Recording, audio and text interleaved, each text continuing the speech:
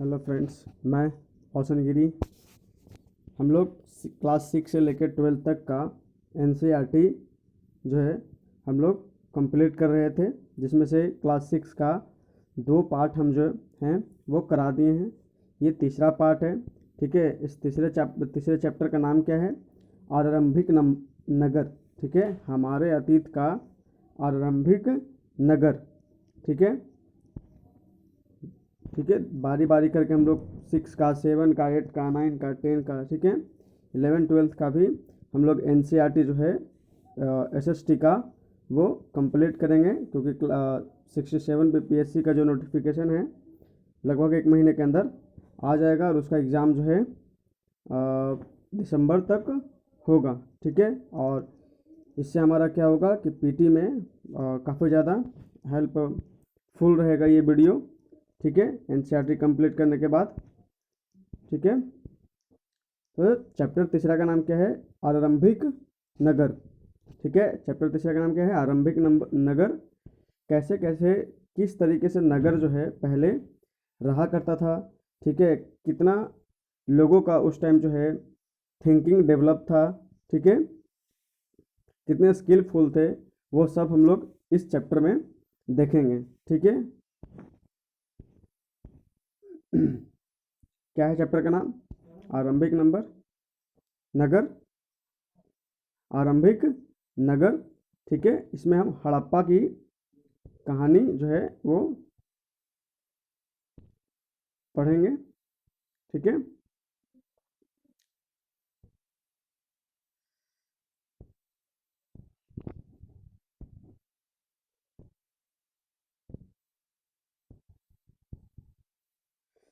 हड़प्पा की कहानी। ठीक है, और इसमें अक्सर क्या है कि अक्सर पुरानी इमारत अपनी कहानी बताती है। लगभग 150 साल पहले लगभग 150 साल पहले जब पंजाब में पहली बार रेलवे लाइन बिछाई जा रही थी, तो इस काम में जुटे इंजीनियरों की को अचानक हड़प्पा पूरा स्थल मिला, जो आधुनिक पाकिस्तान में है। ठीक है, हम लोग यहाँ से यहाँ तक अभी कवर करेंगे। ठीक है, एक मिनट। अक्सर पुरानी इमारत अपनी कहानी बताती है। लगभग 150 साल पहले जब पंजाब में पहली बार रेलवे लाइन बिछाई जा रही थी, तो इस काम में जुटे इंजीनियरों को अचानक हड़प्पा पुरस्थल मिला। ठीक है, जो आधुनिक पाकिस्तान में है। उन्होंने सोचा कि एक ऐसा खंडर है जहां से अच्छी ईंटें मिलेंगी।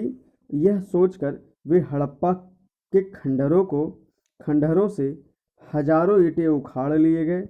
ठीक है, उखाड़ ले गए, और जिससे उन्होंने रेलवे लाइनें बिछाई। इससे कई इमारत जो है पूरी तरह नष्ट हो गई। ठीक है, तो उनको पता नहीं था कि ये जो हम लोग ईंटें उखाड़ रहे हैं रेलवे लाइनें बिछाने के लिए, ठीक है, वो हड़प्पा सभ्यता से है। ठीक है, और ये लगभग 80 सालों मतलब बहुत दिनों के बाद, लगभग हम कह सकते हैं कि जो है 80 सालों पहले, आज से लगभग 80 सालों पहले जो है पुरातत्वविदों ने इस स्थल को ढूंढा, और तब पता चला कि यह खंडर जो है उपमहाद्वीप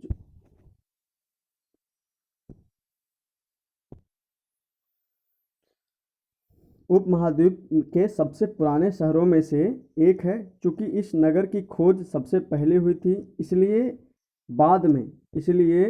बाद में मिलने वाले इस तरह के सभी पुरास्थलों में जो इमारतें और चीज़ें मिली, उन्हें हड़प्पा सभ्यता को इमारतें कहा गया, और इन शहरों का निर्माण लगभग 4700 साल पहले हुआ था। ठीक है, पहले लगभग कितने सालों पहले? लगभग 47 सालों पहले जो है 47 साल पहले हुआ था। ठीक है, अब आगे देखते हैं इसके। ठीक है, इन नगरों की विशेषता क्या थी? तो इन नगरों की विशेषता जो है, ठीक है, इन नगरों से कई को दो या उससे ज़्यादा हिस्सों में विभाजित किया गया था। प्रायः पश्चिमी भाग छोटा था प्रायः पश्चिमी भाग छोटा था लेकिन ऊंचाई पर बना था, ठीक है। और पूर्वी हिस्सा, ठीक है, पश्चिमी भाग छोटा था, समझ रहे ना, ठीक है, पश्चिमी भाग छोटा और पूर्वी भाग हिस्सा बड़ा था, लेकिन यह निचले इलाकों में था, ठीक है, यह निचले इलाकों में था। और ऊंचाई वाले भाग को पुरातत्ववेदों ने नगर दुर्ग कहा है, ठीक है। ऊपर पुरातत्वविदों ने नगर दुर्ग कहा है और निचले हिस्सों को निचला नगर कहा गया है। दोनों हिस्सों के चार दीवारियों पक्की ईंटों से बनाई जाती थीं और इसकी ईंटें इतनी काफ़ी अच्छी पक्की थीं कि हजारों साल बाद आज तक उनकी दीवारें खड़ी रहीं। और दीवारें बनाने के लिए ईंटों की चिनाई जो है इस तरह करते थे कि दीवारें खूब मजबूत रहे, ठीक है।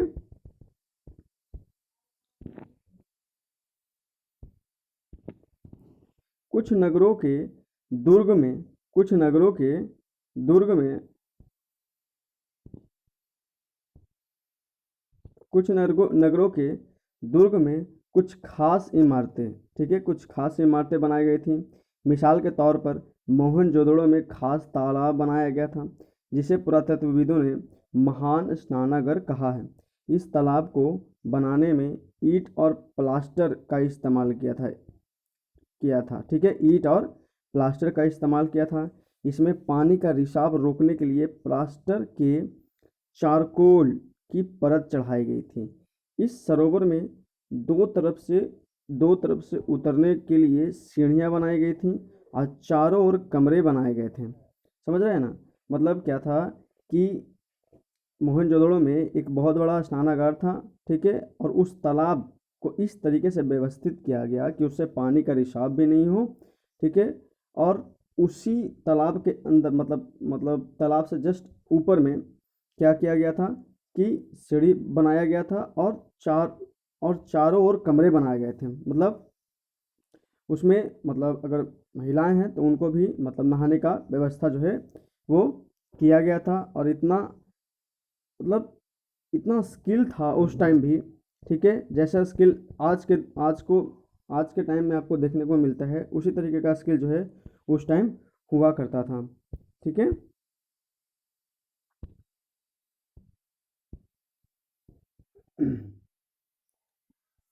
ठीक है, और चारों ओर कमरे बनाए गए थे इसमें भरने के लिए, ठीक है, इसमें भरने के लिए पानी कुएं से निकाला जाता था, ठीक है। जिस तरीके से स्विमिंग पूल हम कह सकते हैं आज के डेट में रहता है, स्विमिंग पूल से भी एक अच्छा जो है स्किल उस टाइम जो है देखने को मिलता है, ठीक है। और उपयोग के बाद इसे खाली कर दिया जाता था। शायद यह विशिष्ट नागरिक विशेष अवसरों पर स्नान किया करते थे। कालीबंगा और लोथल जैसे अन्य नगरों में अग्निकुंड मिले हैं। कालीबंगा और लोथल जैसे अन्य नगरों में अग्निकुंड मिले हैं और यज्ञ किए जाता होगा यहाँ पे, ठीक है। और मोहनजोदड़ो और लोथल जैसे कुछ नगरों में बड़े बड़े भंडार गृह भी मिले हैं, मतलब अनाज अनाज का जो है स्टोर करने के लिए, ठीक है। और ये होता कहाँ था, तो नगरी व्यवस्था में, ठीक है, जहाँ नगर हुआ करते थे, ठीक है।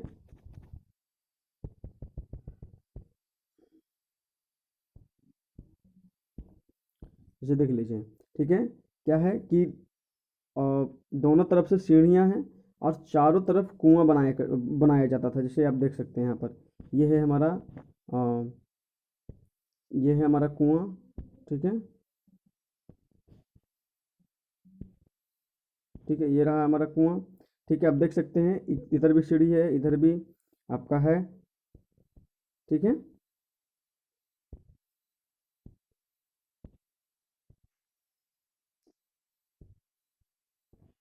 ठीक है, ये रहा आपका कुआं, ठीक है, ये रहा।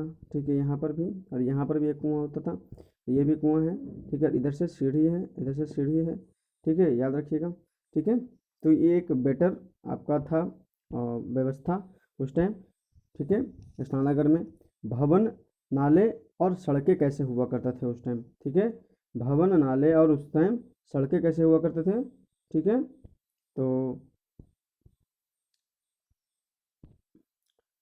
इन नगरों के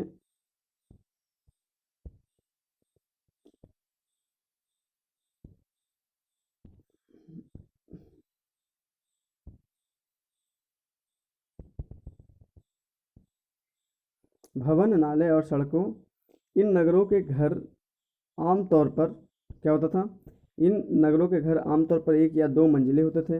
घर के आंगन के चारों ओर कमरे बनाए जाते थे और अधिकांश घरों में एक अलग स्नानागार होता था और कुछ घरों में कुएं भी होते थे। ठीक है, मतलब बहुत अच्छे तरीके से व्यवस्थित किया जाता था, जिस तरीके से आज के डेट में आपको एक फ्लैट देखने को मिलता है कि घर हो, किचन हो।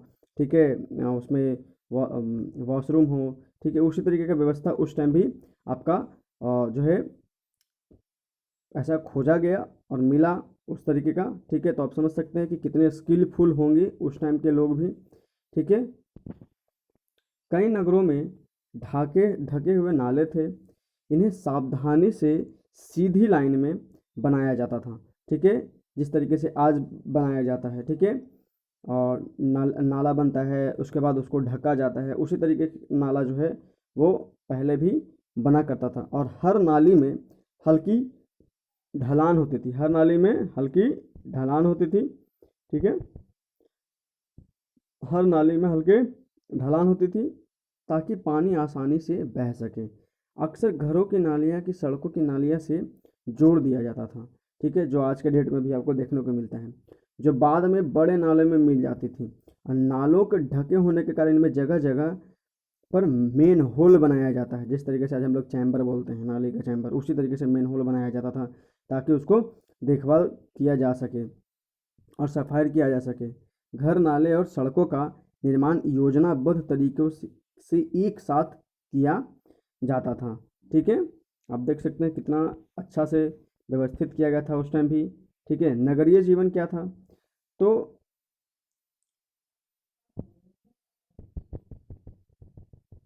हड़प्पा के नगरों में बड़ी हलचल रहा करती होगी। यहाँ पर ऐसे लोग रहते होंगे जो जो नगर की खास इमारतें बनाने की योजना में जुटे रहते होंगे।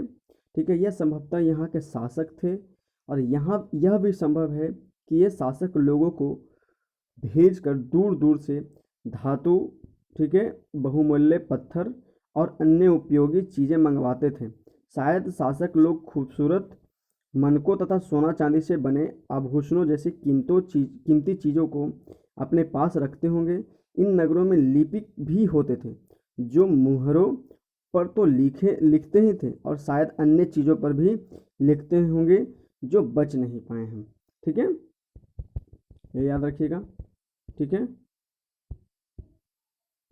इसके अलावा, ठीक है,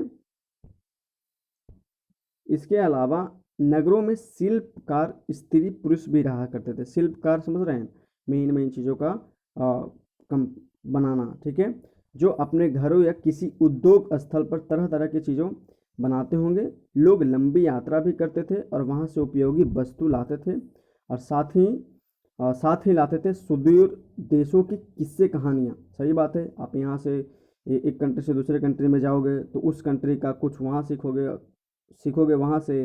और यहाँ का जो संस्कृति है और यहाँ का जो थिंकिंग है, विचार है, वो आप वहाँ जा कर के वहाँ के लोगों को दोगे।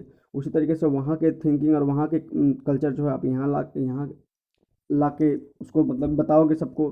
ठीक है, तो इस तरीके से एक देश से दूसरे देशों में सिर्फ इंसान ही नहीं जाया करता था, उनके विचार और उनकी संस्कृति भी का आदान प्रदान जो है उस टाइम हुआ करता था और अभी भी होता है। ठीक है, मिट्टी से बने खिलौने भी मिले हैं जिससे बच्चे खेलते होंगे। ठीक है,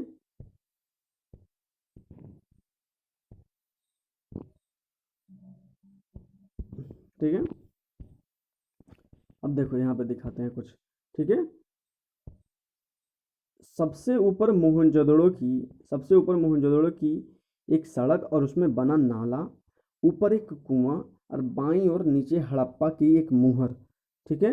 हड़प्पा की एक मुहर, इस मुहर के ऊपर एक चीन के खास लिपि में है, ठीक है। उपमहाद्वीप में पाए गए लेखन का यह प्राचीनतम उदाहरण है। विद्वानों ने इसे पढ़ने की कोशिश की, लेकिन अभी तक यह पता नहीं चल पाया है कि इसका अर्थ क्या है। आज भी जैसे कि मध्य प्रदेश में भीमबेटका ही है, तो मध्य प्रदेश का जो भीमबेटका है उसमें भी पत्थरों में ऐसे ऐसे लिपियाँ लिखी हैं कि आज तक उनको जो है रिसर्च नहीं कर पाया है, लोग पढ़ नहीं पाए हैं, ठीक है। तो इसी तरीके का जो है आपका हर जगह मिलते रहा, उस तरीके से मोहनजोदड़ो में भी मिला, ठीक है। नगर और नए शिल्प, ठीक है। नगर और नए शिल्प के बारे में जानेंगे हम थोड़ा सा। आओ मतलब ऐसा अध्ययन करें कि जो हड़प्पा के नगरों से प्राप्त हुई हैं, पुरातत्वविदों को जो चीज़ें वहाँ मिली हैं उसमें अधिकतर पत्थर जो है वो शंख, तांबे, कांसे, सोने और चांदी जैसी धातुओं से बनाई गई थी। तांबे और कांसे से औजार, हथियार, गहने और बर्तन भी बनाए जाते थे और सोने चांदी से गहने और बर्तन बनाए जाते थे, ठीक है। यहाँ मिली सबसे आकर्षण वस्तुओं में मनके और बाट फलक हैं, ठीक है। मनके और बाट फलक हैं, ठीक है। हड़प्पा सभ्यता के लोग पत्थर की मुहर बनाते थे। हड़प्पा सभ्यता के लोग जो है वो पत्थर की मुहर बनाते थे, ठीक है। इन आयताकार मुहरों पर सामान्यतः जानवरों के चित्र मिलते हैं। हड़प्पा सभ्यता के लोग काले रंग से डिजाइन किए हुए खूबसूरत लाल मिट्टी के बर्तन बनाते थे, ठीक है। संभवतः 7,000 साल पहले मेहरगढ़ में कपास की खेती होती थी। कितना साल पहले? 7,000 साल पहले, ठीक है। 7,000 साल पहले मेहरगढ़ में, कहाँ? मेहरगढ़ में कपास की खेती होती थी।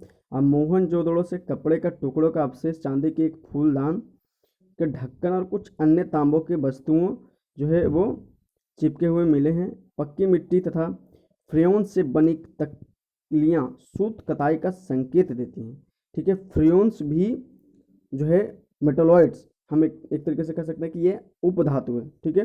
और उपधातु भी उस टाइम जो है वो मिले हैं। तो ये कह सकते हैं कि काफ़ी ज़्यादा माइंड था उन लोगों का, ठीक है, कि उपधातु भी बनाना वो लोग जो है वो जानते थे, ठीक है। इनमें से अधिकांश, ठीक है, इनमें से अधिकांश वस्तुओं का निर्माण विशेषज्ञों ने किया था। अब विशेषज्ञ उससे कहते थे जो किसी खास चीज़ों को बनाने के लिए खास प्रशिक्षण लेता था, जैसे पत्थर तराशने, ठीक है, मनके चमकाना, ठीक है, फिर मुहरों पर पिचकारी करना, ठीक है।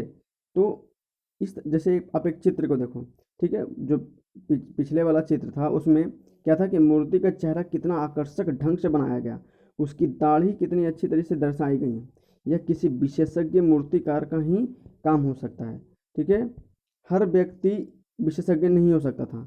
हमें यह पता नहीं है कि क्या सिर्फ पुरुष ही ऐसा काम मतलब प्रशिक्षण हासिल करते थे या फिर केवल महिलाएं भी, ठीक है। महिलाएं भी शायद, कुछ ऐसी महिलाएं और पुरुष दोनों ही इस काम में दक्ष थे। फ्रेयोन्स के बारे में मिला था, ठीक है।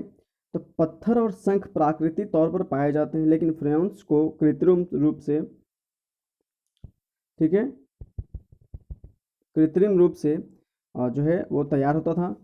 से बालू, स्फटिक पत्थरों को चूर्ण की गोंद मिलाकर उसके बाद वस्तुओं को बनाई जाती थी। उसके बाद उन वस्तुओं पर एक चिकनी परत चढ़ाई जाती थी।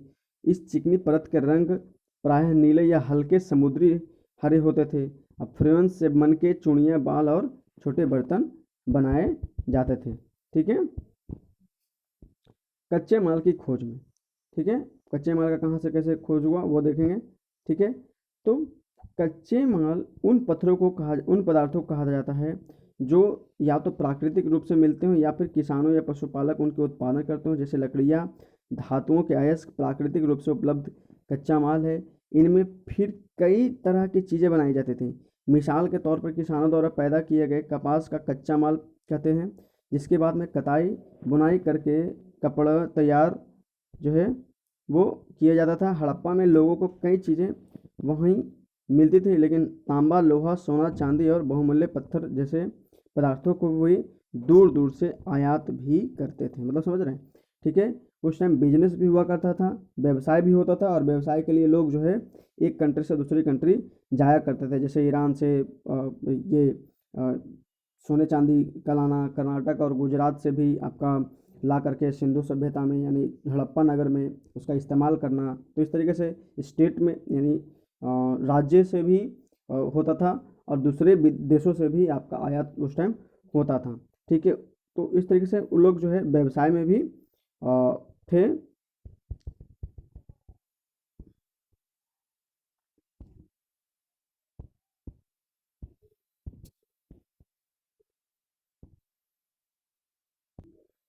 ठीक है। हड़प्पा के लोग तांबे का आयात संभवतः आज के राजस्थान से करते थे।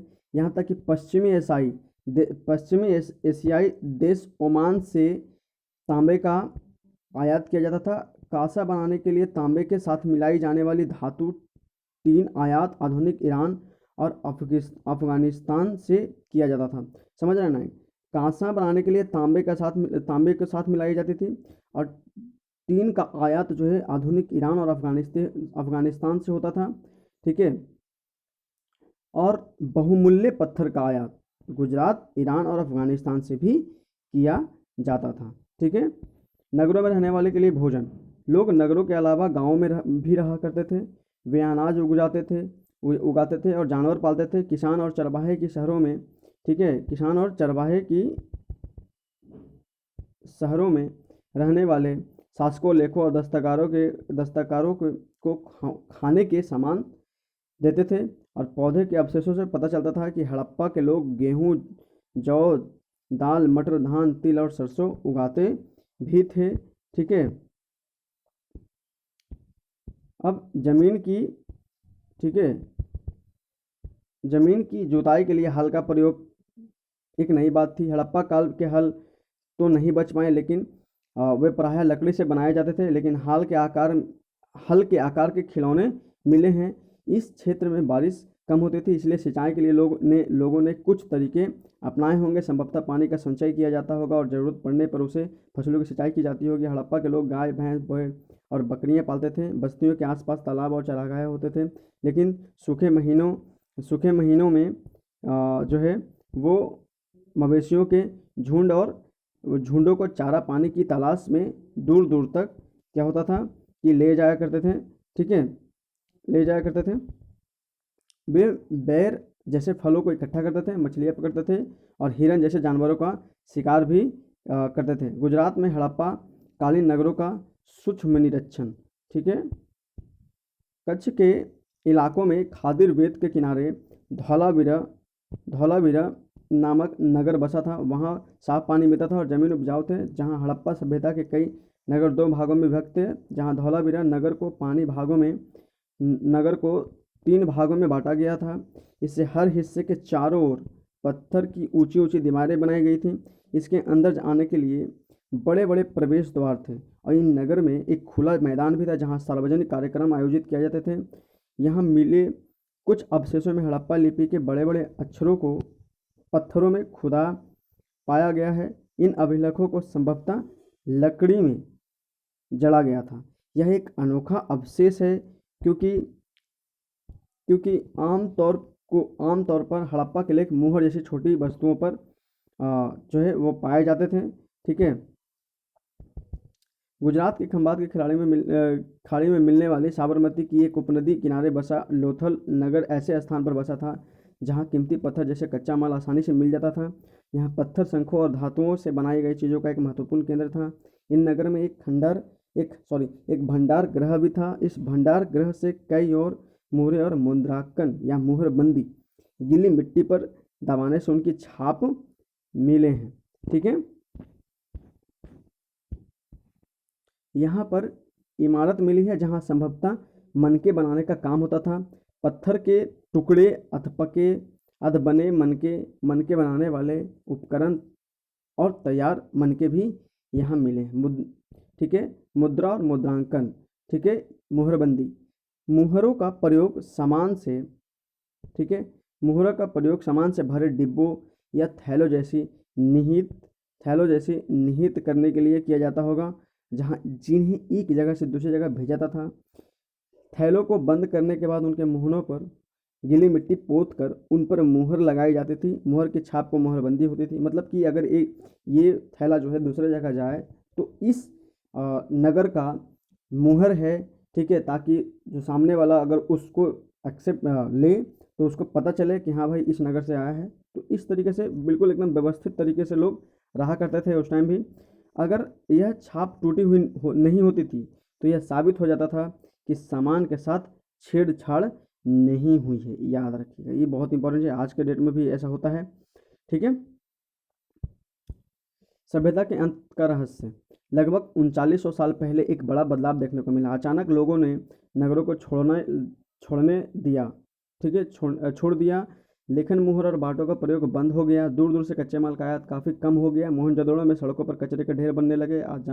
जल निकास प्रणाली नष्ट हो गई और सड़कों पर ही झुग्गी नुमा घर बनाए जाने लगे। यह सब क्यों हुआ कुछ पता नहीं। कुछ विद्वानों का कहना है कि नदियाँ सूख गई थी, अन्य का कहना है कि जंगलों का विनाश हो गया था। इसका कारण यह हो सकता है कि ईंटें पकाने के लिए ईंधन की जरूरत पड़ती थी। इसके अलावा मवेशियों के बड़े बड़े झुंडों से चारागाह और घास वाले मैदान समाप्त हो गए होंगे। कुछ इलाकों में बाढ़ आ गई होगी, लेकिन इन कारणों से यह स्पष्ट नहीं हो पाया कि सभी नगरों का अंत कैसे हो गया, क्योंकि बाढ़ और नदियों के सूखने का असर कुछ ही इलाकों में हुआ होगा।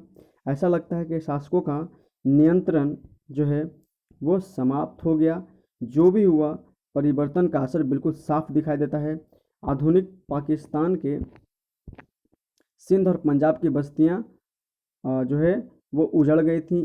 कई लोग पूर्व और दक्षिण के इलाकों में नई और छोटी बस्तियों में जाकर बस गए। इसके लगभग 1400 साल बाद नए नगरों का विकास हुआ। इनके बारे में तुम अध्याय 5 और 8 में पढ़ोगे, ठीक है। ये रहा आपका वर्ल्ड हिस्ट्री के बारे में, ठीक है। वर्ल्ड हिस्ट्री के बारे में हम अलग से पढ़ेंगे, ठीक है।